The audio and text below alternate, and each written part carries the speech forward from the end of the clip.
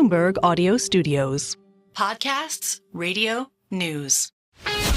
This is Bloomberg Businessweek. Insight from the reporters and editors who bring you America's most trusted business magazine, plus global business, finance, and tech news as it happens. Bloomberg Businessweek with Carol Massar and Tim Stenovec on Bloomberg Radio.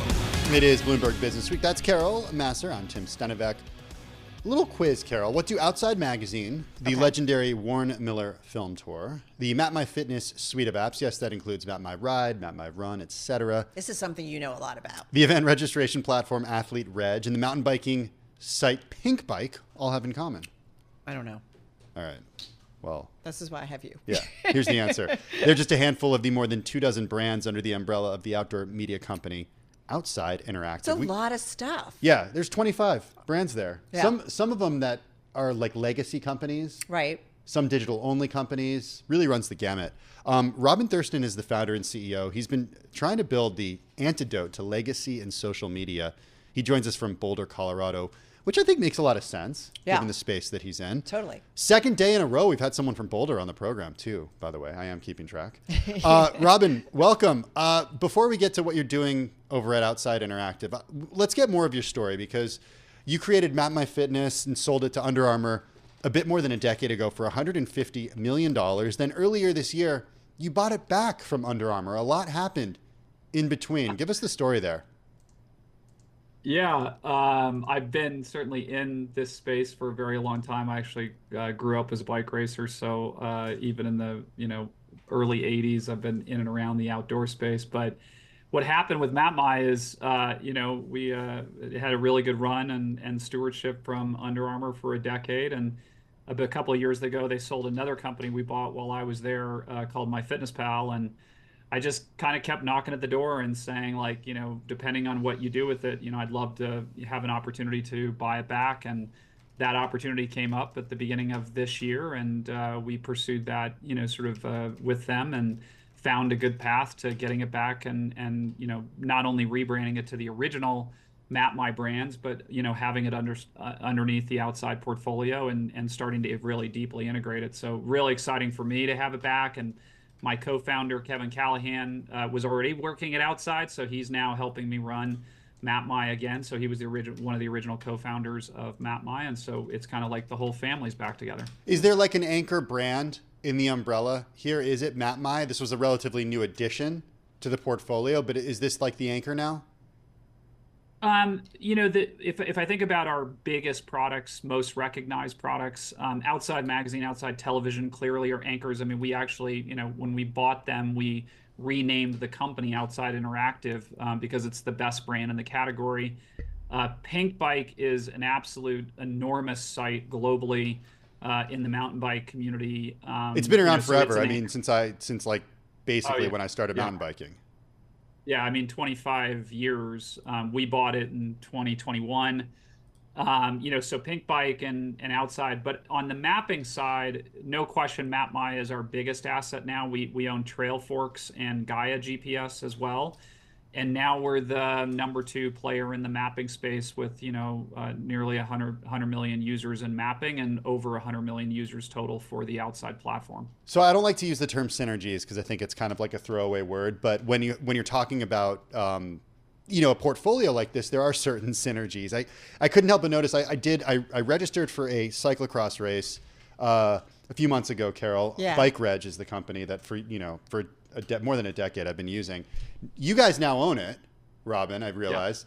Yeah. I got this week an Outside magazine in the mail. Did I get that? Yeah. Did I get that because I registered for my cross race on Bike Reg? It's possible, or it could have been part of, if you are a member or have, historically signed into Pink Bike or Trailforks or one of the other platforms, it's possible it was from one of those. Without looking at your user account, which I don't do, unless we're friends on the platform.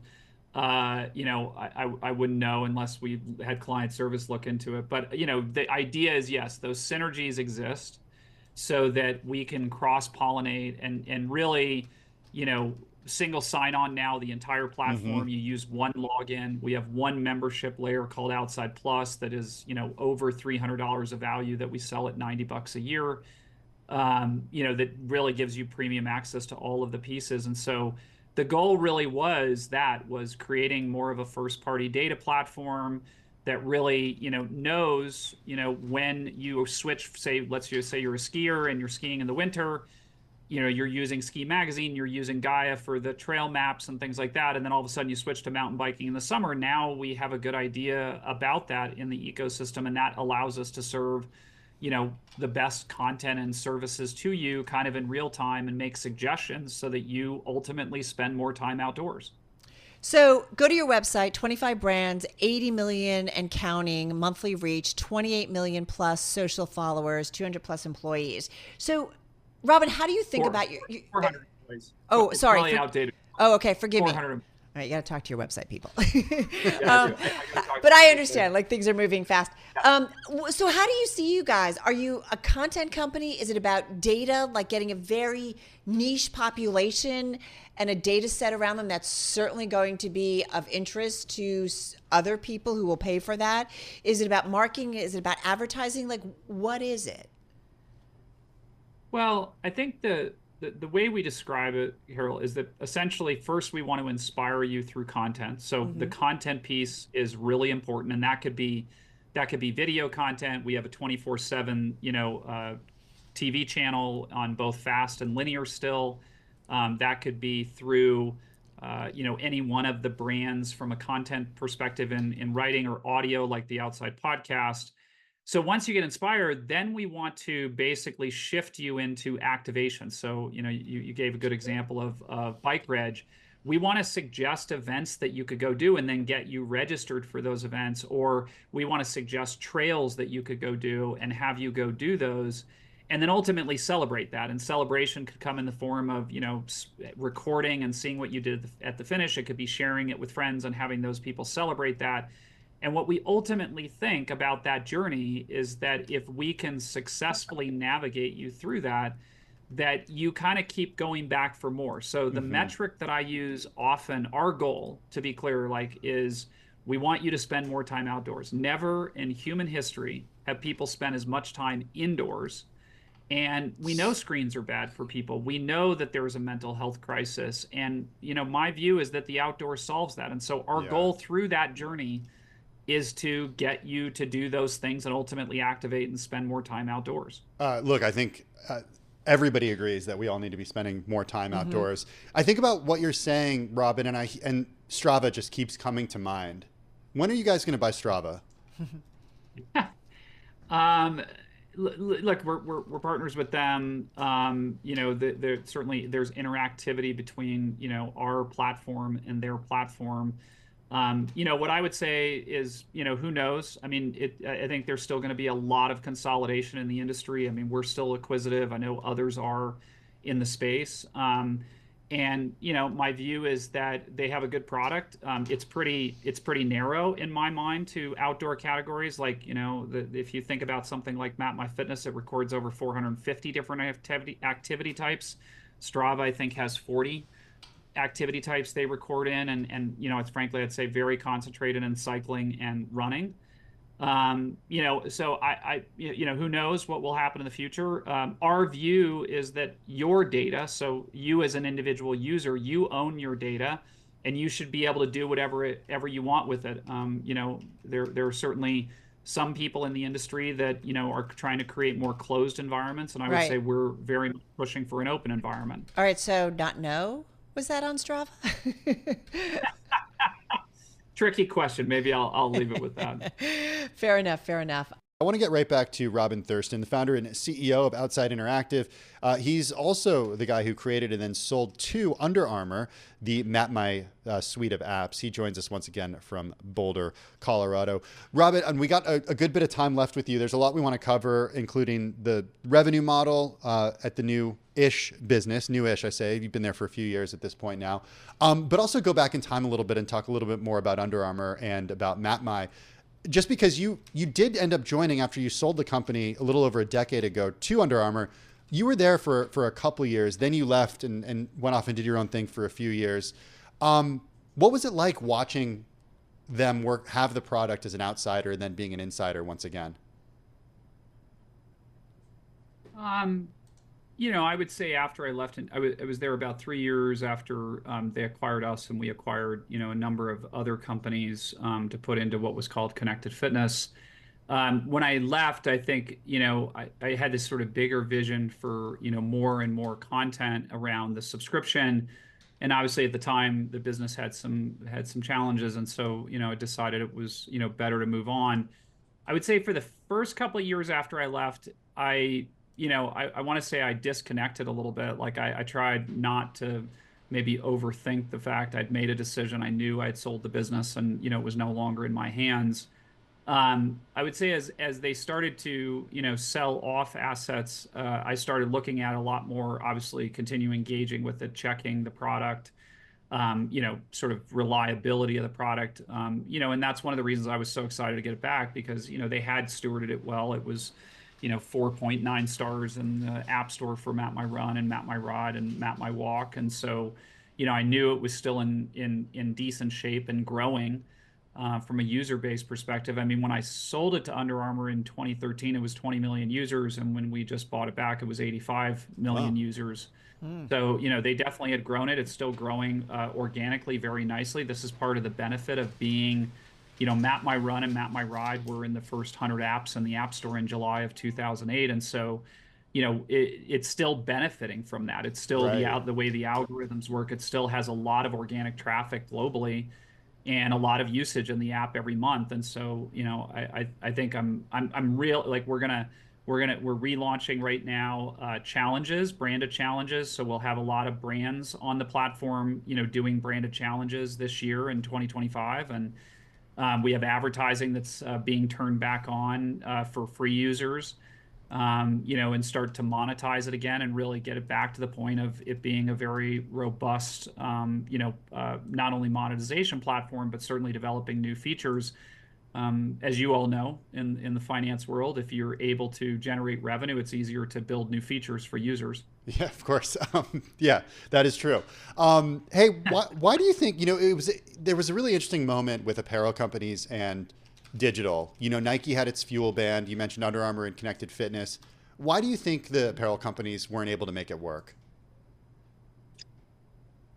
I think Nike is still doing a good job with, obviously it's less of a focus than maybe it was. But, obviously as they have to go and improve and go back out into distribution, I think Adidas and Runtastic and some of their digital products is, good complement.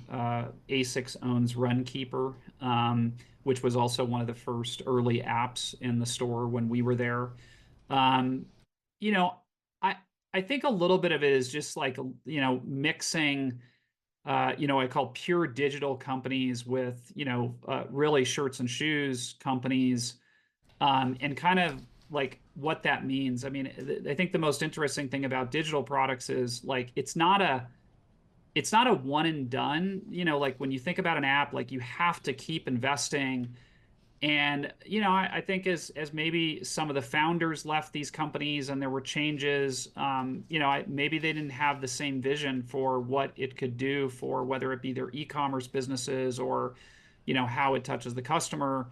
So I think it lost a little focus and certainly as those companies had their own challenges. I mean, even look at Lululemon sold Mirror, shut down Mirror. Yeah, which was a $500 million investment, right? It was a big number, right? Yeah.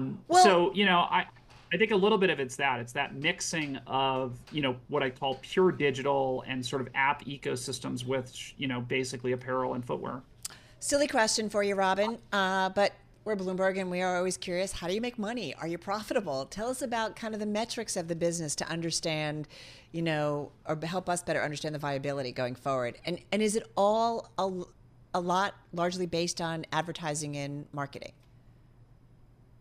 Yeah, I think what's interesting about this business specifically, and I would say this was sort of a goal from the onset, was that when we acquired these businesses, they like even the mapping tools like Gaia and Trailforks were relatively, they had very small subscriber bases and were not that focused on monetization. They were more focused on user growth. And like with the media businesses, they were 100% advertising. Like they didn't have first party login. They didn't have any personalization. They didn't have a membership tied to the digital piece. So when we bought these businesses a little, 4 or 5 years ago, we did 23 acquisitions during COVID.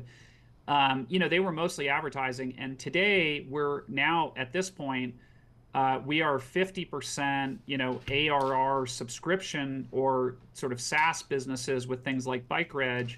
And, now, and only 50% of the business is advertising. So we continue to diversify. ARR meaning annual recurring revenue, right? I just want to make sure. Okay, yes, go ahead. Annual recurring revenue. My apologies to the audience. It's okay.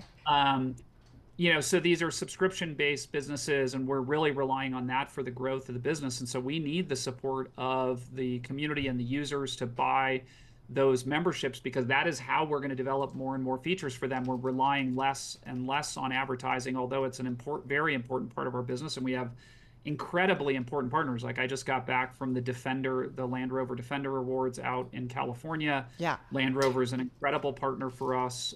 Same with Toyota. We have a number of autos, CPG companies. But that's the other thing that's happened with us, is the advertising changed from largely endemic categories. So people like North Face and Patagonia and others, and those are still partners of ours.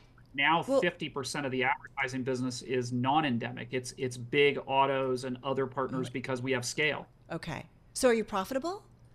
Are you growing the top? What can you share with us about the business metrics? I'll share top level with you. We're over 100 million in revenue, and we continue to believe that we can eventually take the company public, and that we can do that both organically and from a organic growth as well as inorganic growth. So what kind of business is this? 100 million in revenue today. Is this multi-billions of dollars? Like, how do you think about the trajectory here?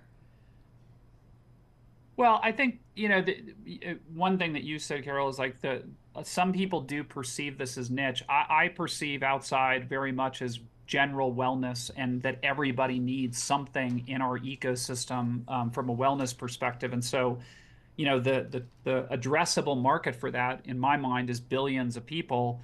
Today we touch about 300 million unique people annually through all the distribution channels and all the services. My view is that, in the future, we should be able to convert something on the magnitude of, 1 to 5% of those people annually into membership. And so, you talk about a 10+ million member business. I mean, that's a big multi-billion-dollar company. Is it sticky for you, Tim Stenovec? Oh, Bike Reg. Yeah. Totally, right? Bike Reg is like, if you're going to race in a bike race, like a cyclocross race in the Northeast, and I assume it's like this all over for USA cycling events, Bike Reg is the only place to do it. Okay, so and it is a great product. It's easy to use, and it saves my information, and it shows me the races that are close. Yeah. I just need it to include childcare, which it doesn't do yet.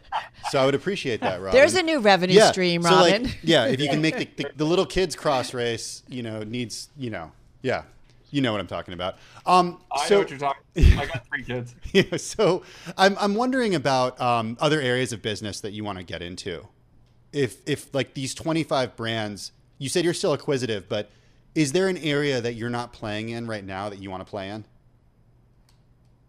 I think the areas, one area on our ad business that's our second largest ad business is travel. So we work with a lot of travel companies. I mean, one of the things people come to Outside for is like what to go do, right? Like whether that's an event or that's a place to go. I mean, we write 2,000 plus pieces a year of content that are related to like, roundups of like top 10 hikes in North America, top 10 surf towns, top 10, kayaking places to go, things like that.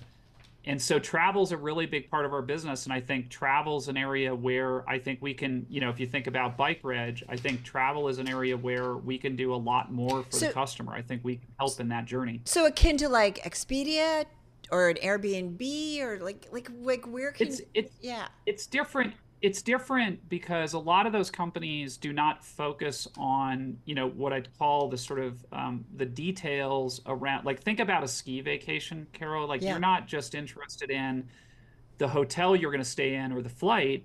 You're interested in the ski instructor, the ski rentals, the ski passes, like the runs, like what when you're going to ski. So like I think in adventure travel what's different is the details. Like if I'm using example, if you were going to go, let's say you were going to go do a bike race but you didn't want to take your bike, where do you rent the bike? What's the best very place to holistic, stay right? them? Yeah, and so I think that's what's really different about what the opportunity is for outside and travel, is that we can really get into the details. All I know is we're ready, right? For what? I'm ready to get back to Boulder, rent my gravel bike at full cycle and do a ride up Gold Hill. That's what I'm ready to do. This is a man who's done this. Anytime you want. You know what? You let me know when you're coming out. I'll take you up to Gold Hill. Sounds good. Really appreciate it, Robin. Nice to check in with you. Robin Thurston, founder and CEO of Outside Interactive. They've got the Map My suite of apps. They got Warren Miller Film Tour. They've got Outside Magazine. That's just a couple. Love it. This is Bloomberg. Okay, so it's Thanksgiving, but it's also about this time that people start to think about their goals for the forthcoming year. In 2024, about 30% of Americans said they made at least one New Year's resolution. This is according to a survey from the Pew Research Center. Well, we all know that just because you set a goal doesn't mean you stick to it. A month into the new year, more than a quarter of people who made at least one New Year's resolution say that they've only kept some of them. Well, 13% say they didn't keep any of their resolution. This is also according to Pew. They did this at the end of January. It's kind of depressing, right? That's how it went for 2024, yeah. It's hard to do this stuff.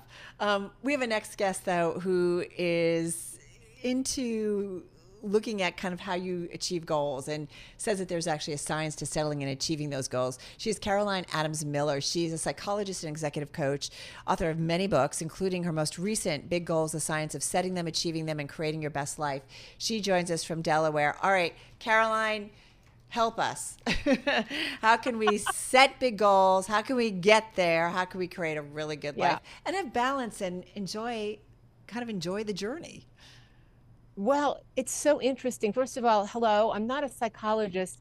I have to say I'm an applied positive psychologist, so it's a protected term. I want to be really careful about that.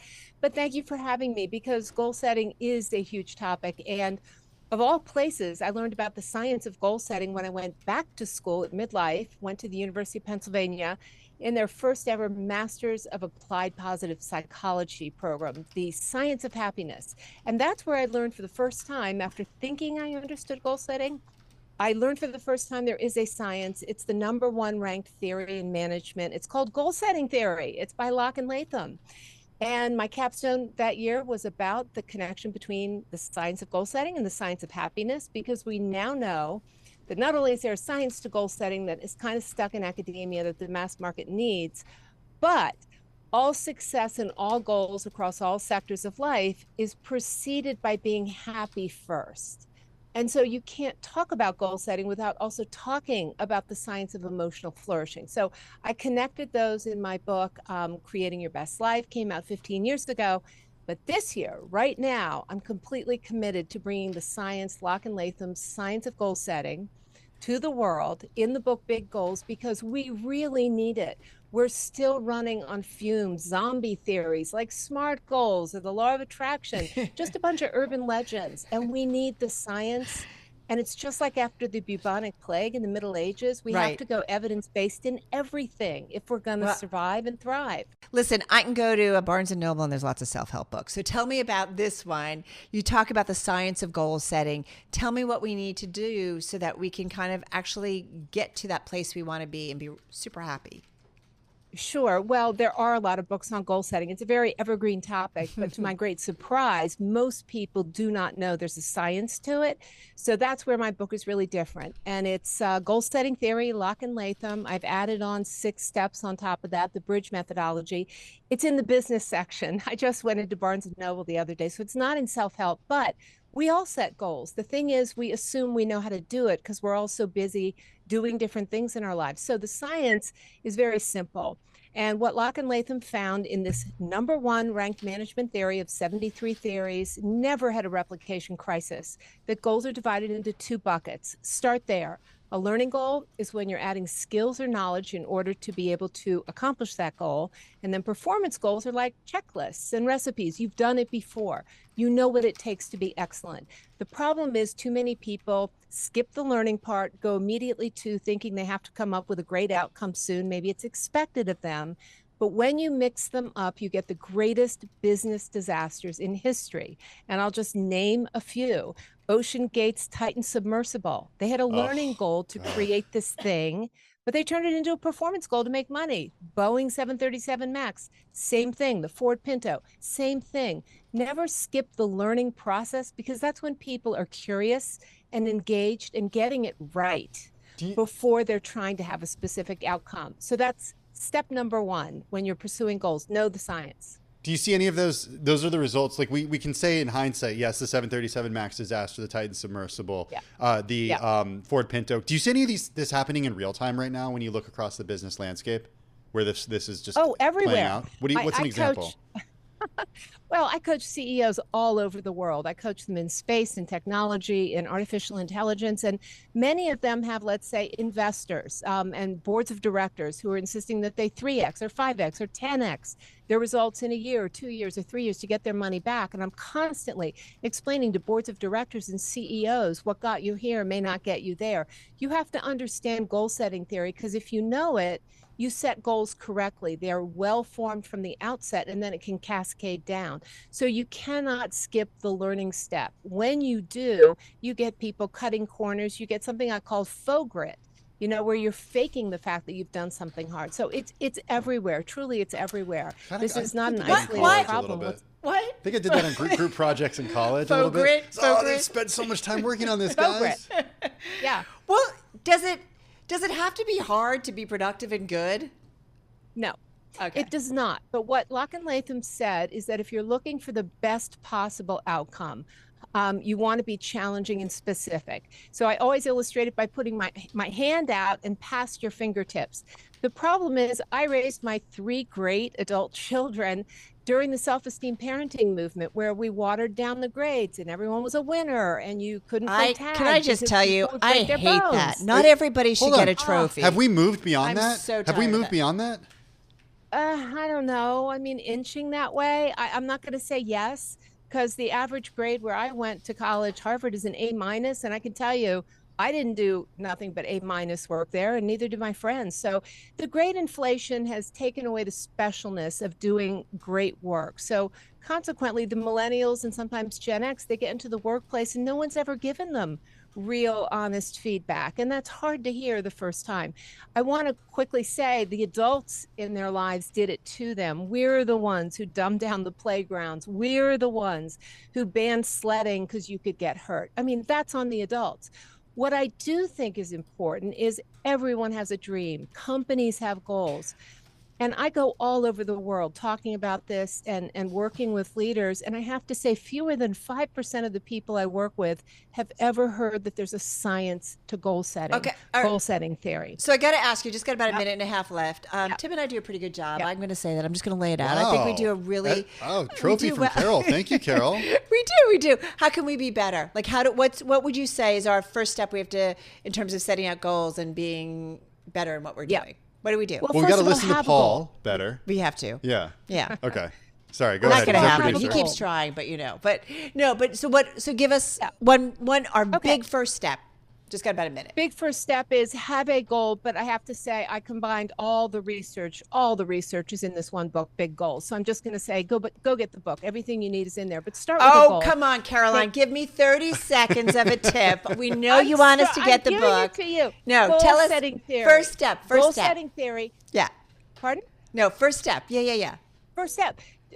Break it into a learning goal or a performance goal, and then check, is it your goal or not? Then look around. Are you brainstorming the right way? What's new? Who's doing it better than you? What's artificial intelligence doing? Who wants you to succeed? Who needs to stay out of your life? What kind of investments do you have to make?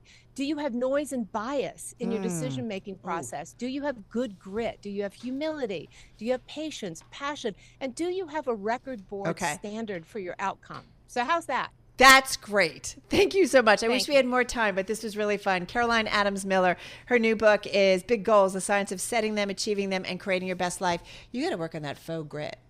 No, real grit. I know. Faux grit, not so good. Yeah, not so good. Not so good.